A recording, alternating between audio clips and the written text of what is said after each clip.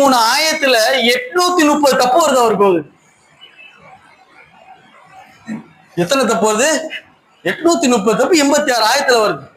அப்ப எவ்வளவு நம்மள திருத்த வேண்டியது இருக்கு? அப்ப இவ்வளவு தப்பா ஓதுனீங்கன்னா என்ன ஆகும்? ஒண்ணு இல்ல, எக்ஸாம்பிள் சொல்றேன். ஹலக அப்படின்னு சொன்னா அல்லாஹ் படைத்தான் அப்படி அர்த்தம்.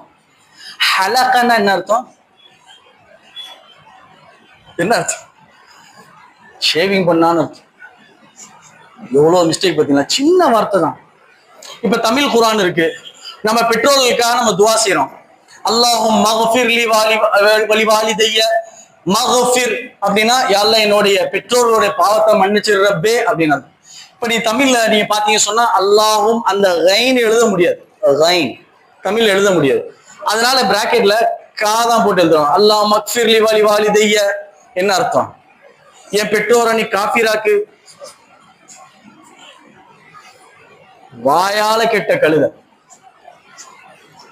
என்ன அர்த்தம்? என் பெற்றோரை நீங்க தெரியாமலே கேட்டுட்டு இருக்கிறீங்க.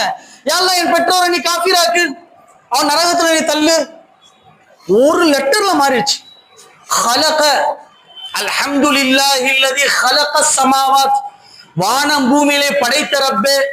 என்ன ஒரு தமிழ்ல? அல்ஹம்துலில்லாஹி அல்லதி ஹலக. வானம் பூமியை சிரைச்ச ரப்பே, ஷேவிங் பண்ண ரப்பே. என்ன அம்பட்டக்காரன் அல்லாஹ்? ரொம்ப மாற வேண்டியதுக்கு, ரொம்ப திருந்த வேண்டியது. அல்லாஹ் தஆலா நம்ம காப்பாற்றணும். ஆனா ஒண்ணு, தெரியாம ஓதுனா அல்லாஹ் மன்னிச்சிடணும். தெரியாம ஓதுறீங்க ஒன்னும் பிரச்சனை இல்லைன்னு, தெரியாம செஞ்ச மாதிரி கண்டிப்பா மன்னிப்பு.